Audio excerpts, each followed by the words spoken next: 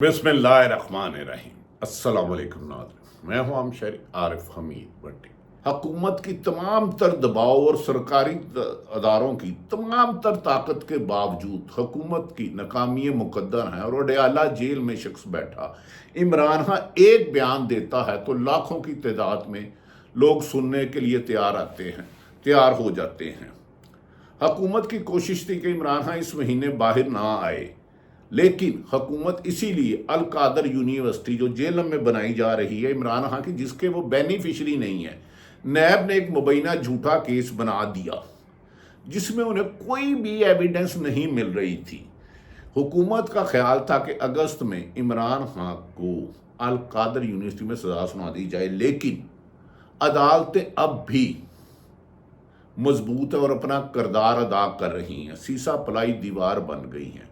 कहीं से हुकूमत दबाव में ला के प्रेशर डाल के रिलीफ ले लेती हैं, जिसकी एक जिंदा मिसाल है कि इस्लामाबाद हाई कोर्ट के 6 जज साहबान ने सुप्रीम कोर्ट के चीफ जस्टिस को खत लिखा, लेकिन उन्होंने उसकी आज तक तहकीकात नहीं कराई।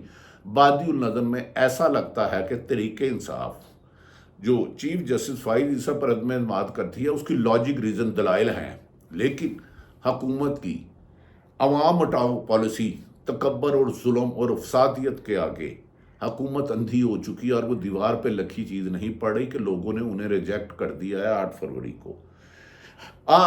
इस्लामाबाद हाई कोर्ट ने 190 मिलियन यानी कि अल कादर यूनिवर्सिटी पाउंड में नैब केस में एहतसाब अदालत को एहतसाब या इंतकाम तो कहना मुनासिब नहीं क्योंकि वो अदालत है, एहतसाब अदालत को हतमी फैसले से रोक दिया है। लिहाजा हुकूमत की सारी खुशियों पर पानी फिर गया।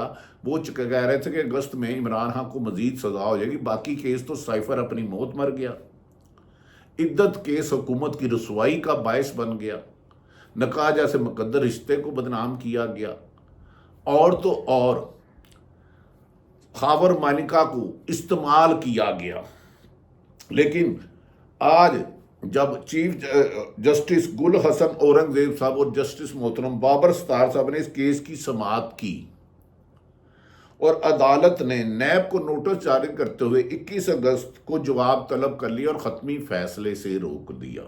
नाज़रीन, ऐसा लगता है नैब, FIA, पुलिस और एंटी करप्शन सिर्फ और सिर्फ आइनी और कानूनी जिम्मेदारियां अदा करने के बजाय तरीके इंसाफ को ख़त्म करने पर तुली हुई हैं।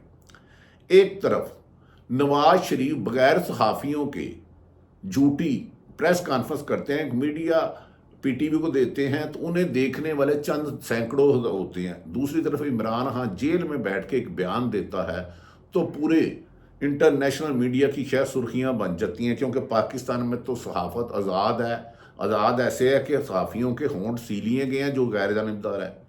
उन्हें बोलने की इजाज़त नहीं, उन्हें नेशनल मीडिया पर जाने की इजाज़त नहीं, इमरान खान का खुद TV पर नाम लेना और शॉट चलाने की इजाज़त नहीं, लेकिन पूरी दुनिया इमरान खान के बयानात को नुमाया देती है। कहा जा रहा है कि तहरीके इंसाफ ने इस्लामाबाद में जलसा रख लिया जिससे पुलिस ने पहले ही गिरफ्तारियों की पकड़ दकड़ शुरू कर दी है, जबकि कभी इम्कान है कि इमरान खान ने कह दिया है कि वो हर आखिरी दम तक इसको बारहा दोहरा चुके हैं कि मैं ना NRO लूँगा ना सौदेबाजी कहूँगा, क्योंकि अवाम को जो शऊर पैदा हुआ है वो मेरी कामयाबी है। उन्होंने कहा बहुत जल्द अवाम नए इलेक्शन की खुशखबरियाँ सुनेगी। उन्होंने कहा मेरे खिलाफ तमाम सरकारी अदारों को झूठे मुकदमात और केस बनाने के लिए लगा दिया गया है, लेकिन जब तक पाकिस्तान की 24 करोड़ अवाम मेरे साथ है मैं हकीकी आज़ादी और हकीकी जमहूरियत दोनों के लिए जदोजहद जारी रखूँगा।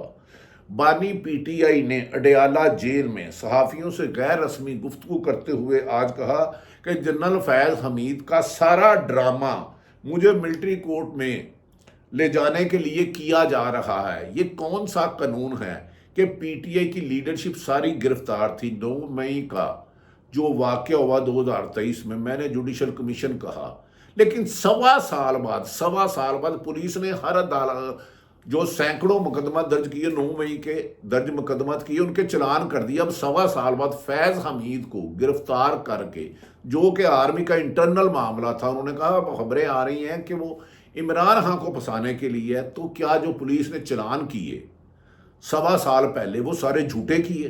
تو ایسے پولیس افسروں کو تو گرفتار کر لینا چاہیے۔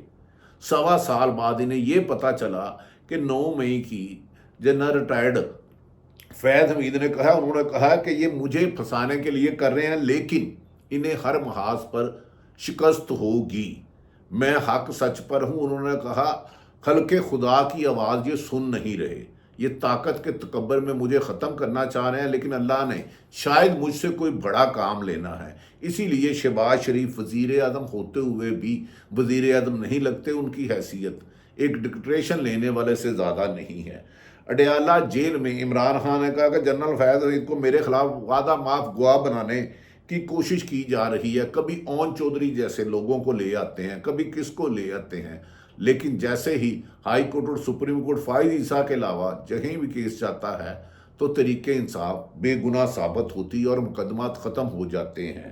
انہوں نے کہا ان سب کو معلوم ہے کہ میرے خلاف باقی سارے کیس فارغ ہو چکے ہیں، اپنی موت خود مر چکے ہیں، جھوٹے اور بے بنیاد اور ایک اور جھوٹے مقدمے کی کوشش کی جا رہی ہے اور اس میں بھی ناکامی حکومت کا مقدر ہوگی اور انہیں میں بھاگنے نہیں دوں گا۔ انہوں نے کہا میرے سمیت نواز شریف، شہباز شریف، آصف علی زرداری اور محسن نقوی سمیت سب کے نام ECL میں ڈالے جائیں تاکہ پتہ چلے کہ کون ملک سے فرار ہونا چاہتا ہے۔ انہوں نے کہا ان سب کو معلوم ہے کہ میرے خلاف مقدمات ختم ہو چکی ہیں، اس لیے مجھے ملٹری کورٹ کی طرف لے جانے کی مبینہ سازش کی جا رہی ہے۔ انہوں نے کہا یہ جنرل فیض حمید سے کچھ نہ کچھ گلوانا چاہتے ہیں، مجھے کوئی پرواہ نہیں، میں جوڈیشل کمیشن میں آج بھی ثابت کروں گا کہ CC فوٹیج لے آئے، اگر جس نے کیا ان کو سزا ہو۔ انہوں نے کہا یہ جنرل فیض حمید سے کوئی نہ کوئی بیان دلوائیں گے 9 مئی کی سازش میں، کیونکہ ان کی پولیس ناکام ہو چکی ہے۔ 1.25 سال سے فیض حمید کا 9 مئی میں نام نہیں آیا، تو اب تمام محاذوں میں ناکامی پر اب یہ بکھلا چکے ہیں اور اپنے ہی اداروں کو پیچھے پڑ گئے ہیں، لیکن یہ ان کا انٹرنل معاملہ ہے۔ انہوں نے کہا اگر جنرل فیض حمید نے میری گرفتاری کا آرڈر کیا تو CC فوٹیج چوری تو کس کو پکڑیں؟ انہوں نے کہا جنرل فیض حمید نے میری گرفتاری کا آرڈر کیا تو CC فوٹیج کس نے کرے، وہ تو تھے ہی نہیں اس وقت۔ انہوں نے کہا جو سازش کرنی ہے وہ جوڈیشل کمیشن مطالبہ نہیں کرتا، جو سازش کرتا ہے وہ کبھی جوڈیشل کمیشن کا مطالبہ نہیں کرتا، میں تو حقائق عوام کے سامنے لانا چاہتا ہوں۔ انہوں نے کہا رجیم چینج ہمارے خلاف ہوا اور مجھے ہی جیل میں ڈال دیا گیا، سازش بھی میرے خلاف ہوئی، جھوٹے مقدمات بھی میرے خلاف ہوئے اور ملک کا خربوں میں لوٹنے والے شہباز شریف کو وزیر اعظم بنا دیا گیا اور آصف علی زرداری کو صدر بنا دیا گیا اور میں نے ان کی کرپشن کی نشاندہی کی تو مجھے جیل میں ڈال دیا گیا۔ انہوں نے کہا یہ کہہ رہے ہیں کہ جنرل فیض ماسٹر مائنڈ تھا، کیا فیض نے مجھے گرفتار کرایا؟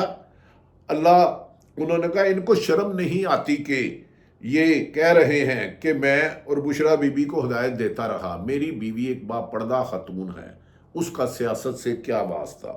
ان کو ڈر ہے کہ قاضی فائز عیسیٰ اگر ریٹائرڈ ہو گئے وقت پر تو الیکشن کی چوری کا کھیل سارا کھل جائے گا اور انہیں چوری کا مینڈیٹ واپس کرنا پڑے گا۔ انہوں نے کہا جنرل باجوہ نے میری کمر میں چھرا گھونپا ہے، جنرل قمر جوید باجوہ نے میری کمر میں چھرا بھیجا ہے، چھرا گھونپا ہے۔ باجوہ نے نواز شریف سے ڈیل کر کے جنرل فیض کو عہدے سے ہٹایا اور نواز شریف کو لندن بھجوایا۔ ناظرین یہ بات تو عمران خان صاحب کی سچ ہے، خود خواجہ آصف وزیر دفاع نے کہا تھا کہ ہمیں عدالتوں نے نہیں، حکومت نے نہیں، قمر جاوید باجوہ نے نواز شریف کو لندن بھجوایا تھا جب وہ مجرم تھے، ملزم نہیں، میں مجرم کا لفظ استعمال کر رہا ہوں۔ دوسری طرف ان موجودہ حکومت کی غلط پالیسیوں کی وجہ سے انڈسٹری تباہ ہو چکی ہے، ایکسپورٹ نہ ہونے کے برابر رہ چکی ہے اور پاکستان کی دنیا میں کوئی ساکھ نہیں رہی۔ اقوام متحدہ ہو یا امریکن کانگریس یا برطانوی پارلیمنٹ، سب پاکستان میں دھاندلی کے الیکشن پر سوالات اٹھا رہے ہیں۔ ملکی مفاد میں یہ ہے کہ نئے الیکشن کرا کے عوام کے منتخب نمائندوں کو حکومت دیا جائے۔ عمران خان کا آخری چھکا، آخری باؤنسر حکومت کی وکٹیں اڑانے والا ہے ستمبر میں۔ کل کیا ہوگا غیب کا علم اللہ کے پاس ہے۔ حالات و واقعات کی مناسبت سے میں نے آپ تک حقائق رکھے۔ پاکستان زندہ باد۔